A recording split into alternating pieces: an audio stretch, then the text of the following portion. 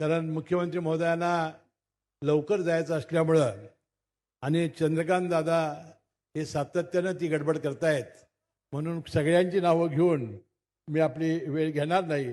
सर्व प्रमुख नेते मंडळी, मोठ्या संख्येनं उपस्थित नागरिक बंधू भगिनी आणि माता माझ्या भगिनी, बंधू भगिनींनो, आज आपण छत्रपती शाहू महाराजांच्या पुतळ्यांचं आज आपण अनावरण केलं.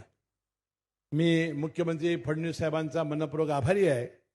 अनेक दिवस मी त्यांना विनंती करत होतो की त्यांनी कागलला यावं आणि जी आमची युती झालेली आहे नगरपालिकेमध्ये आणि जिल्हा परिषदेमध्ये आणि इतर सर्व क्षेत्रामध्ये जे प्रचंड यश मिळालेलं आहे त्याचं त्यांनी कौतुक करावं. मी त्यांचा मनपूर्वक आभारी आहे. त्यांनी आज येण्याचं मान्य केलं आणि आज राजश्री छत्रपती शाहू महाराजांच्या पुतळ्याचं अनावरण त्यांच्या हस्ते झालं. आज आपल्या उपमुख्यमंत्री सुनेत्रा पवार वहिनी पहिल्यांदा कागलमध्ये येत आहेत आणि अजित, मी मनपूर्वक त्यांचाही आभारी आहे. आणि आज दिवसभर कार्यक्रम करून मुख्यमंत्री महोदय आज कागल नगरीमध्ये पहिल्यांदा आमच्या या जाहीर सभेला आलेले आहेत. मी अशासाठी त्यांची, ज्याचा उल्लेख समरजितसिंह राजेंनी केला की 3-3.5 वर्ष विधानसभेच्या निवडणुका असताना आणि 3 वर्ष लोकसभेच्या निवडणुका असताना कुणाची मागणी नसताना फक्त आपल्या युतीच्या जाहीरनाम्यामध्ये असल्यामुळं शेतकऱ्यांची 35,000 कोटीची त्यांनी कर्जमाफी केली. त्यांना मी मनपूर्वक शेतकऱ्यांच्या वतीनं त्यांना मी धन्यवाद देतो. आणि शेतकऱ्यांच्या वीज बिलामध्ये सवलत असेल, दिवसा वीज देण्याचा प्रयत्न असेल, सर्व शेतकऱ्यांचे प्रश्न त्यांनी मार्गी लावलेले आहेत, ज्याचा उल्लेख आता राजेंनी केला. बंधूंनो, छत्रपती शाहू महाराज, आपल्याला माहिती आहे की 1919 मध्ये त्यांना कानपूरमध्ये उत्तर प्रदेशामध्ये कुर्मी परिषदेनं राजश्री पदवी दिली. ते चक्क खादीचे कपडे वापरायचे आणि 9 वारी फेटा स्वतः ते बांधायचे. छत्रपती शाहू महाराजांच्या काळात भरजरी कोच, शिवासन थोडे कुठे होते. आज या किल्ल्यावर तर उद्या या किल्ल्यावर असा त्यांचा काळ होता, असे छत्रपती शाहू महाराज म्हणायचे. घोंगडं टाकलं की झालं बहुजनांचं सिंहासन आणि ते घोंगड्यावर झोपायचे.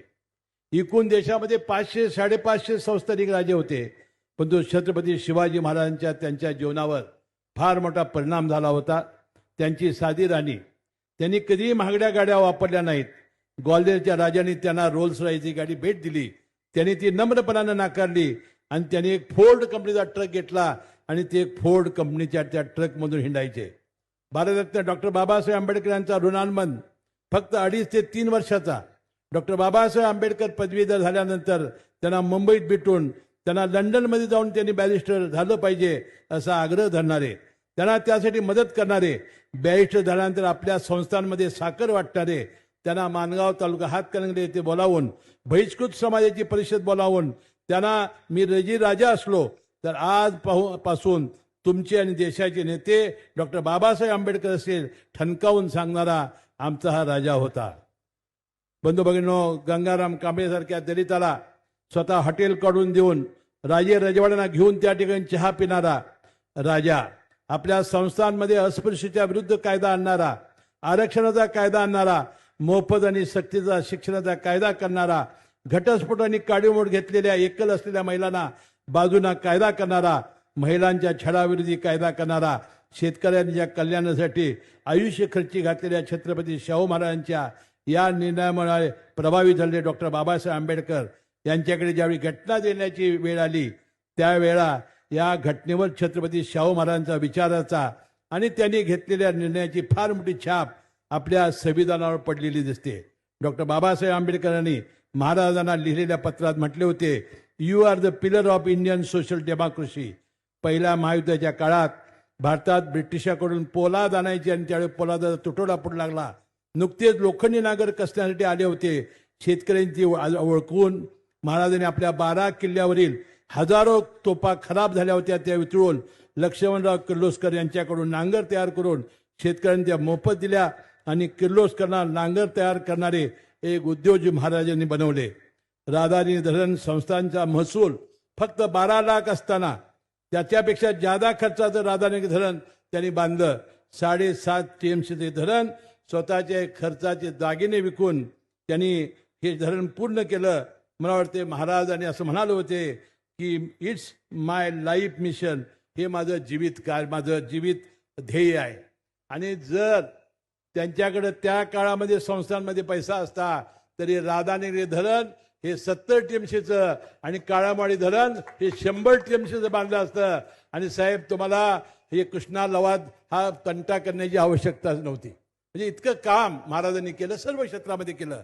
आज आपल्याला जायचं असल्यामुळे अधिक बोलणार नाही. अशा महाराजांच्या आणि ज्यांना कागलमध्ये जन्मले आणि करवीर संस्थाला दत्तक गेले अशा नगरीत तुम्ही आलेला आहात.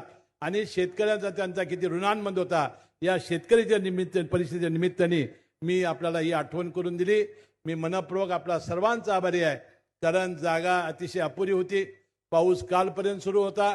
पोलीस म्हणत होते प्लॅटफॉर्म घातला पाहिजे आणि प्लॅटफॉर्म घातल्याशिवाय आम्ही मंडप घालू देणार नाही. अशा अडचणीवर मात करत साहेब तुमचं आज आम्ही स्वागत केलं. लोकांची थोडी गैरसोय झाली, याबद्दल मनपूर्वक मी आपली सर्वांची दिलगीर व्यक्त करतो. आणि तुम्हाला अपेक्षित असलेलं माझं असेल, संमजित घालेयांचं असेल, संजय घाडगे, संजय मंडिक आज व्यासपीठावर आहे, म्हणजे चौघही आम्ही आज व्यासपीठावर आहोत. मला वाटतं आपल्याला अपेक्षित असलेलं राजकारण समाजकारण आम्ही घडवून दाखवू, एवढा विश्वास मी या निमित्ताने व्यक्त करतो. आणि वहिनी मी तुमचा मनपूर्वक आभारी आहे.